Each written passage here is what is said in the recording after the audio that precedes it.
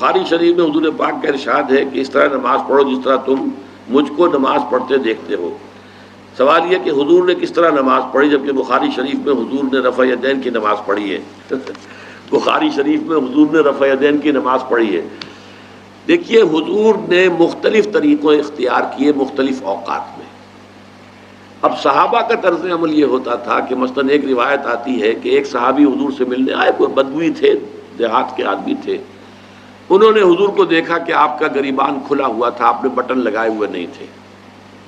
پھر انہوں نے ساری عمر اپنے گریبان کے بٹن نہیں لگائے کہ میں نے محمد کو اس طرح دیکھا ہے صلی اللہ علیہ وسلم۔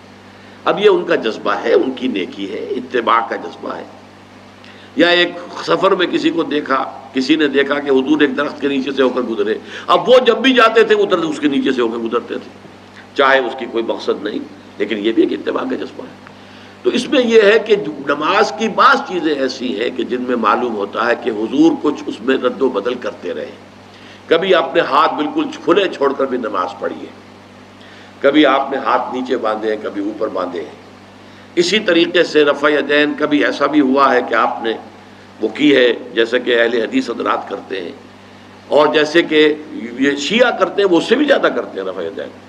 اہل حدیث سے آگے ہیں، وہ بہت آگے ہیں رفع یدین کے اندر۔ اور ایک رائے یہ ہے کہ حضور نے آخری زمانے میں آ کر سارے رفع یدین چھوڑ دیے تھے سوائے یہی جو تکبیر تحریمہ کے وقت ہے۔ اب یہ روایات، اب یہ بحث ہو جائے گی علمی، کس روایت کا کیا مقام ہے، کس کی کیا حیثیت ہے۔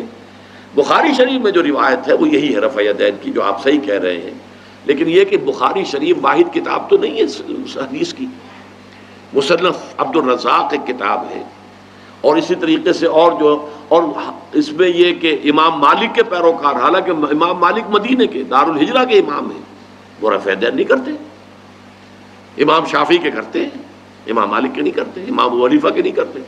تو ان چیزوں میں بہت زیادہ پریشان ہونے کی ضرورت نہیں ہے۔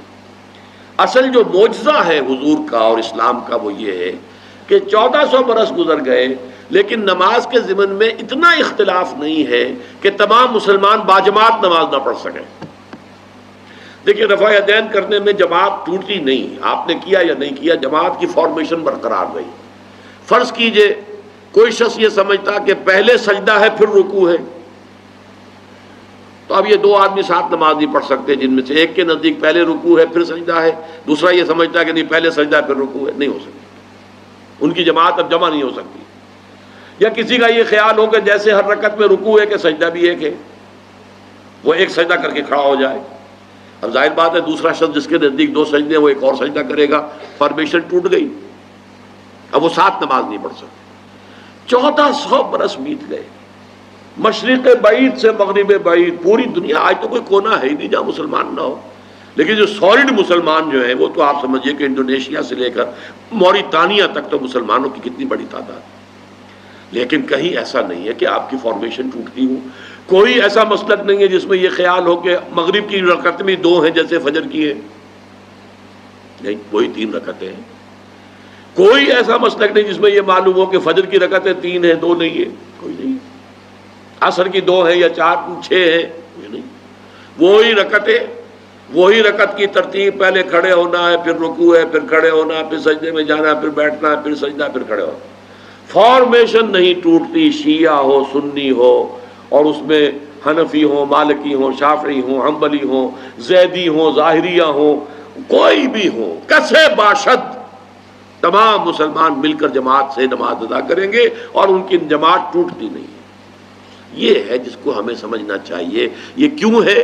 صلو کما رأیتمونی اصلی، کہ حضور کی کو جس طرح دیکھا صحابہ نے نماز پڑھتے ہوئے ویسے نماز پڑھ رہے ہیں، صحابہ نے ویسے نماز پڑھی، پھر آپ کے بعد تابعین نے اسی طریقے سے نماز پڑھی، پھر اس کے بعد تبع تابعین نے پڑھی، نسل بعد نسل منتقل ہو رہا ہے۔ باقی تھوڑا تھوڑا اختلاف اگر ہے تو اس کے لیے زیادہ پریشان نہیں ہونا چاہیے۔